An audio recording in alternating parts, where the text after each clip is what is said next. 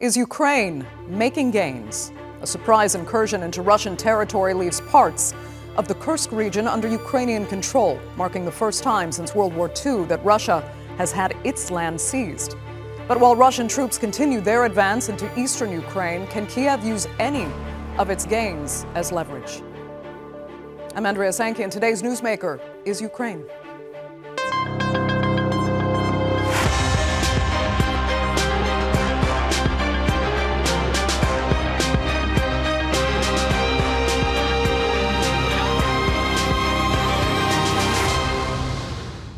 Pushing deeper into Russian territory while downing dozens of Russian drones, Ukraine seemed to have finally made some gains in its war with Moscow.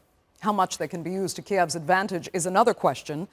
The success of the Kursk incursion caught Russia by surprise, with Moscow accusing NATO and the West of planning the operation and promising a worthy response. So, are we looking at an escalation of the conflict or a progression that brings Russia and Ukraine closer to negotiations? Here's a look now at Ukraine's incursion into Kursk. It's a familiar sight seen over and over again since Russia's full-scale invasion of Ukraine began in 2022. Aircraft flying low over cities, destroyed residential buildings, and people fleeing the attacks. But this is Russia's Kursk region, as thousands of Ukrainian troops advance deeper into the border. Since the start of the surprise incursion on August the 6th, Ukraine's military claimed to have captured over 1,000 square kilometers of Russian territory. Soldiers raised the Ukrainian flag in villages and have taken more than 100 Russian troops as prisoners. Kiev has also set up a military office in the occupied territory. On Wednesday, Ukraine also launched its biggest drone attack on 4 Russian airfields in different cities, aiming to limit Moscow's ability to drop deadly glide bombs. It's also been given approval to use Western weapons to strike targets inside Russia. President Volodymyr Zelensky has praised his military for what he calls precise, timely and effective attacks, and is demanding more weapons from his allies.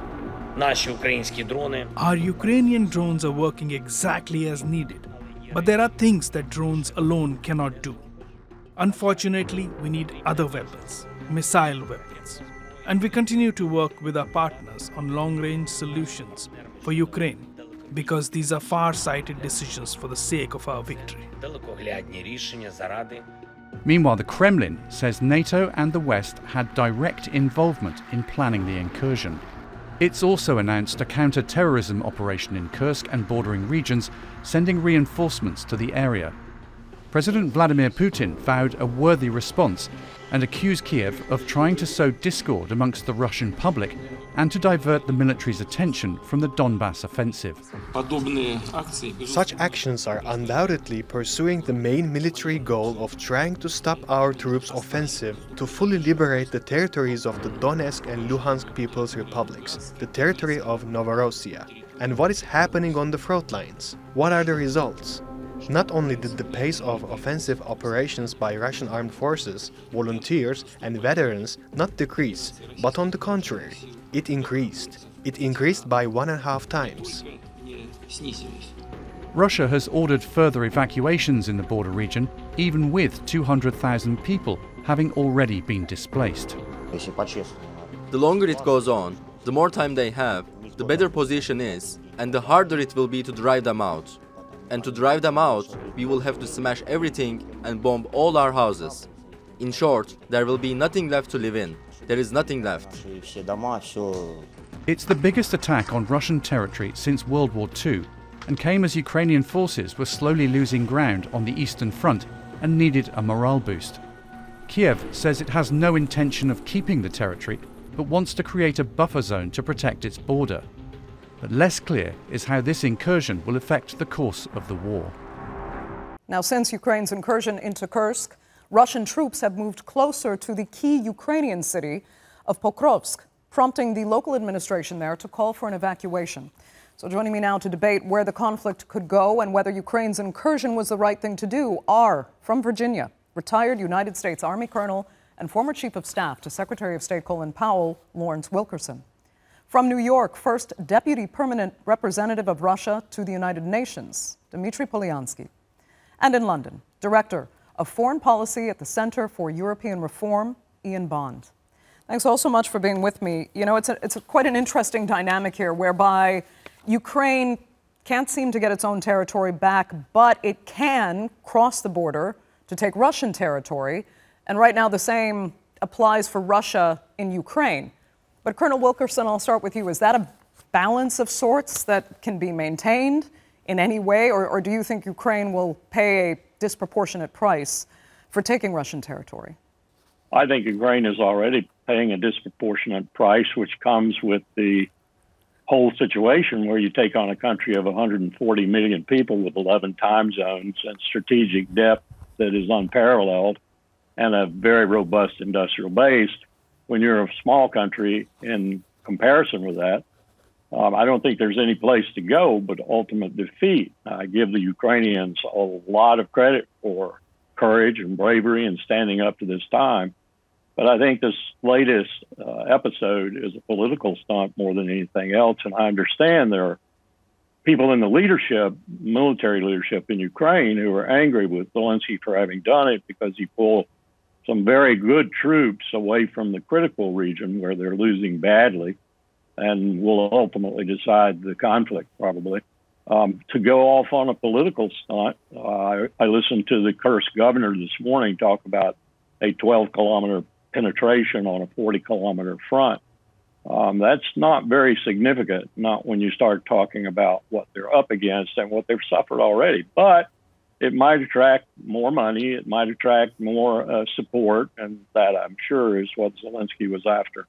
More money, more support, but any leverage, do you think, in the long term, should Russia and Ukraine sit down at the table and negotiate an end to this?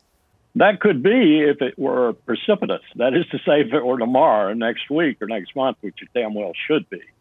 Then he might have a negotiating position that might have a little more positivity to it than he would otherwise.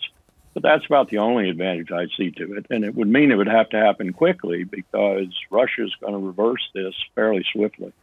Ian Bond, I'd like to get your opinion on Colonel Wilkerson's analysis there. I basically disagree with it. I mean, I think it's a pity that you've got three non-Ukrainians debating what Ukraine is doing and no Ukrainian voice to represent what they think they're doing.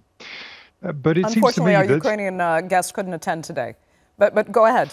But it does seem to me that, first of all, this has given a boost to Ukrainian morale, and it's knocked Russian morale. And you can see that in some of the Russian television coverage, where you are just starting to get hints of some of the commentators saying maybe this so-called special military operation is not going according to plan, which we haven't really heard from Russian television before. So I think it has a value for morale. I think we're also seeing some signs that the Russians are actually having to move troops from other parts of the front. Now, for the moment, they are continuing to grind forward around Pokrovsk and in one or two other places. But they are having to divert troops to an area of the front where they didn't bother having many troops previously. And I think that probably is of some value to the Ukrainians, at least in the short term. And I would say that what I heard from Colonel Wilkerson is kind of what we heard from the US at the very beginning of the war, when the assumption on the part of the US military was it would all be over in 3 days with the Russians raising their flag in Kiev. Well, here we are more than 2.5 years later. The Russians have still not raised their flag in Kiev. So I'm not writing off that the Ukrainians may be able to make this stick.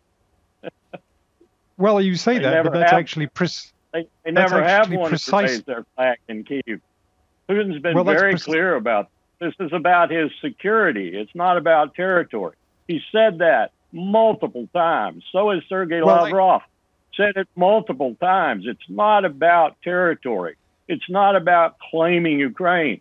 It's about Russian security. And all he needs for that is the Donbass and some of the adjacent areas.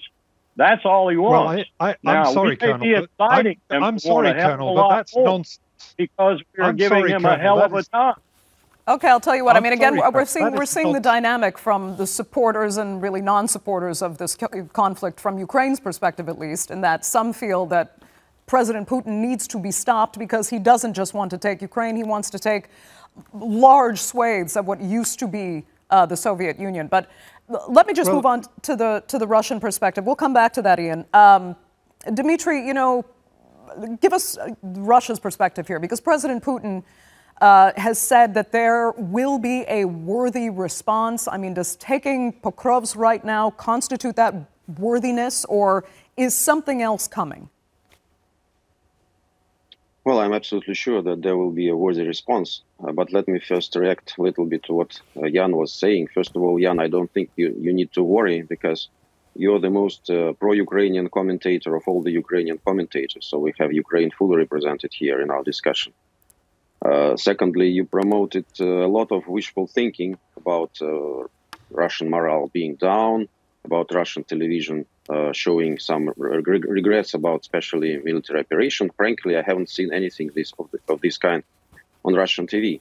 And it's quite clear that the objectives that Zelensky put forward before starting this incursion into Kursk regions were not achieved. Now it's clear that they wanted to take the Kursk atomic power plant, that were the acknowledgement of some of the soldiers captured by us. They wanted to do it by 11 August. They also wanted to divert our regiments from the Eastern Front, which they apparently haven't succeeded to do. So what they have now, they really have an incursion of sabotage groups within 10 to 12 kilometers within Russia. They have several villages, and they have been squandering their manpower and equipment for quite a long time. I listened today to the report from Ministry of Defense. During this week alone, Ukraine has lost 15,000 soldiers. Can you imagine? 15,000.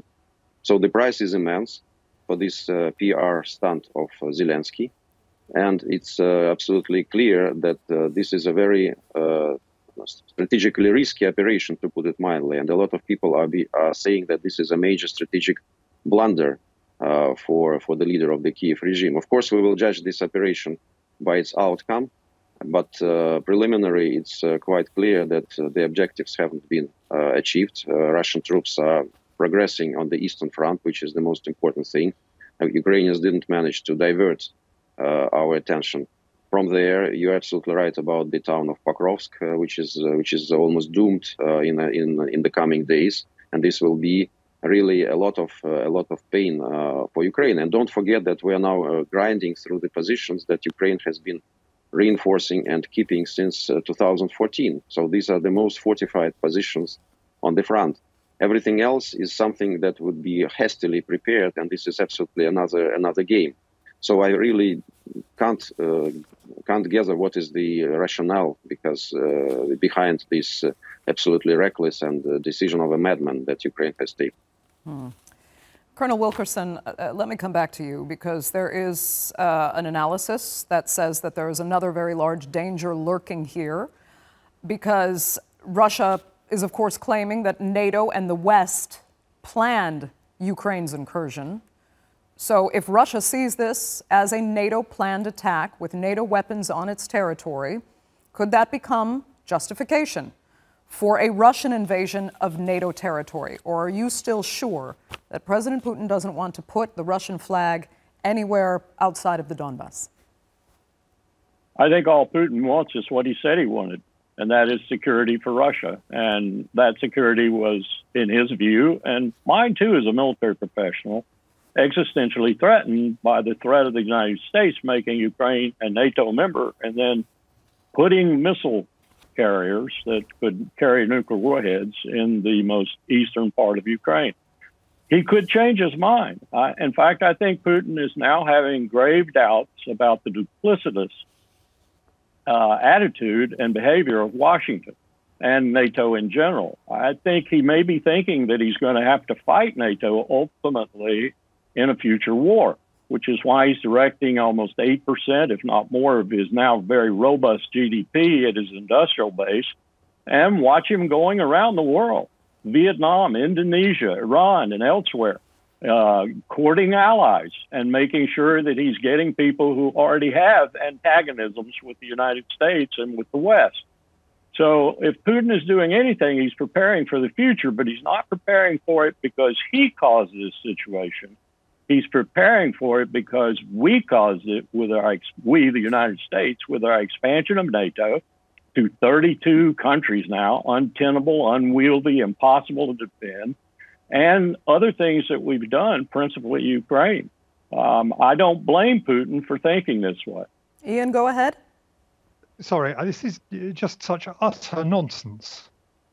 There was no possibility whatever that NATO was going to take in Ukraine prior to this war. It was quite clear that it was quite clear. I served in the Bush administration where we were courting Ukraine. Will you let me get a word in edgeways? Okay, you Ian. have talked over me consistently, and I am fed up with it. Now, listen, I was also working in the British government at that time. I am not lying. I know precisely what was said in the Bucharest communique, and I know precisely how that communique language was arrived at. It was arrived at in the early morning hours of the morning because France and Germany in particular, it was arrived at because France and Germany in particular would not agree to the Bush administration's advocacy of a membership action plan for Ukraine and Georgia. And the compromise that came out was a typical 5 a.m. tired people's compromise, which was worse than anything that had gone before. But it was very clear that France, Germany, and others had let's let Ian quickly finish, and then I'm going to get back to Dmitry. Ian, go ahead. They had not the least intention of letting Ukraine into NATO. What President Putin wants, and he made that clear in his lengthy July 2021 essay, is to remove an independent Ukraine from the map. His essay is called On the Historical Unity of Russia and Ukraine.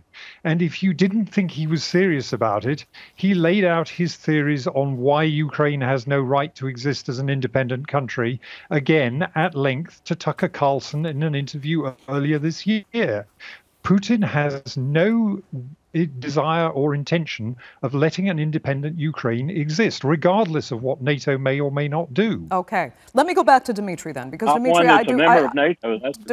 I'd like to get Dmitry's perspective then on what might come of the Russian stance now that NATO and the West are completely behind this incursion into Kursk, and that NATO equipment, U.S. equipment, UK equipment, military hardware is on Russian territory.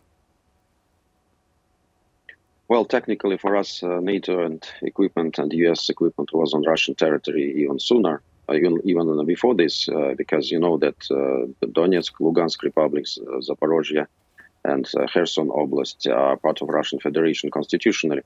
Secondly, I don't want to speculate on our military response. Of course, there will be some kind of repercussions, that's for sure. But Russia has never threatened NATO. Russia never wanted confrontation with NATO. We proposed a lot of arrangements. We proposed security treaties. We proposed to discuss it all at the table, but NATO was rejecting this. Responding a little bit to Jan, you're speaking about independent Ukraine. I think that independent Ukraine never existed after 2014, after this anti-constitutional coup, where US and Europe played a very important role, first of all. Secondly, you're saying that there were no intentions of Ukraine being brought to NATO. This is a lie. This is false. And we need to listen to Ukrainian leaders themselves. I think they were absolutely clear about their objective. And also there were a lot of statements from the West, and there are continuing to be statements from the West that Ukraine should be part of NATO. So I think what you are really saying is absolutely baseless. Also, I want to comment about us taking Kiev or not taking Kiev. Colonel referred that we don't want to raise flag in Kiev. I should recall you that initially the special military operation went very smoothly. It went, our troops were near Kiev, and it was not a problem for us to take this city. But then there were the Istanbul agreements, and as a gesture of goodwill, and not because we were pushed back by Ukrainians, we withdrew our troops from there. Now Ukrainians are claiming that they were so brave that they chase out our troops. This is absolutely not true, and all the military experts will explain this to you. So if we wanted, of course, we could have taken Kyiv. Initially, our goal, and we already confirmed it several times, was to remove the threat which is coming from Ukraine, and which is coming from Ukraine's joining NATO, which is coming from Zelensky regime, which is nationalist and neo-Nazi. That were our aims, and we always were saying and continue to say that we can implement these aims through diplomatic and not military means. But if we don't have any other way out, I'm glad you said that. If you militarily. believe they can be done through diplomatic means, when will we see negotiations brought forward? I'm not sure. I'm frankly not sure that it will be possible at this stage after this Kursk adventure. And even my colleagues from the global south are now very gloomy and sad because they absolutely saw that Zelensky chose escalation instead of responding to the proposal that was made by President Putin in June. So I don't think, frankly, right now, I don't see very good times for diplomacy here. Okay, Ian, go ahead. I could see you wanting to get in there. And it's interesting to note, though, because we had Russian analysts before, well before the Kursk incursion, say that they're not interested in negotiating anymore. So now it's interesting to hear that because of the Kursk incursion, now they're not interested in negotiating. Were they ever? No. And, you know, this business about the so-called Istanbul agreements is also nonsense. You know, there's a lot of rewriting of history going on here. I think the only thing that Dmitry and I can agree on is that the prospects for a diplomatic solution at the moment are close to zero. You know, I don't think the Russian Federation sees any need for a diplomatic solution at the moment. And I think the Ukrainian side feels that in the current disadvantageous position, it would not be able to get a good deal. I mean, one advantage of the Kursk incursion is that if they can hold on to some Russian territory, at least then it gives them something to bargain with that is not their own territory, which would otherwise be the case. But I think there's a lot of rewriting of history going on here. Do you think they'll be able, from a military perspective, be able to hold on to any of that territory? I have no idea. You know, that depends on the quality of the Russian forces that are brought to bear. I mean, what we see at the moment is quite a lot of conscripts with almost no training who are being brought into the Kursk area. But I assume that at some point, you know, Russia will bring more experienced forces from somewhere else if there are reserve forces available. We'll just have to wait and see on that score. Colonel Wilkerson, I mean, we asked you about this similarly earlier, but I mean, are you on the same page there, at least as Ian, that it's still not quite clear if there will be, you know, any real gains to what Kiev is doing now? No, as long as the NATO countries, and particularly Washington and London, keep supporting Zelensky the way they have in the past, and that's questionable as we approach our election and get beyond it. But as long as that goes on, I don't see that Ukrainians have any incentive to negotiate. And Russia is changing, I think, its views strategically, as I hinted at before. And now let me crawl into my hat as a looker at America's interests, security interests in particular, and say that were I Putin right now, I'd probably go ahead and strip Ukraine of its last remaining meaningful port on the Black Sea and thus strip it of access to the Black Sea. I'd go ahead and take Odessa. And that's a real problem for the United States in terms of its operations in the Black Sea, because that gives the Russians all the northern ports on the Black Sea. And I know the Russian Navy would probably salivate over that prospect, but I know the United States Navy would not. Okay. And so I see this as being as ultimately operating at the disadvantage of the United States. Dmitry, I mean, go ahead, I'm quite Ian, amused. I'm quite amused by that. I mean, the fact is, quite a lot of the Russian Black Sea fleet is already at the bottom of the Black Sea. The Ukrainians have managed to drive the Russian Black Sea largely into the eastern part of the Black Sea. The chances of it managing a successful operation against Odessa. You keep thinking that. The most potent part of the Russian fleet is their submarines. We just have a minute left. I'd like to finish with Dmitry then quickly. I mean, Dmitry, I could see you roll your eyes at the comment that the Russian Navy is suffering that badly. And also, just please tell me what Russia is thinking going into the U.S. election. Will it matter if there's a change at all in administration? Are there any better prospects over there? Well, first of all, I really try to keep myself from laughing, and I really advise Jan to stop smoking the stuff he's smoking and to return to reality, because really this is pathetic what he is saying. And as for U.S. elections, well, frankly, we had experience with Trump. It was not very good.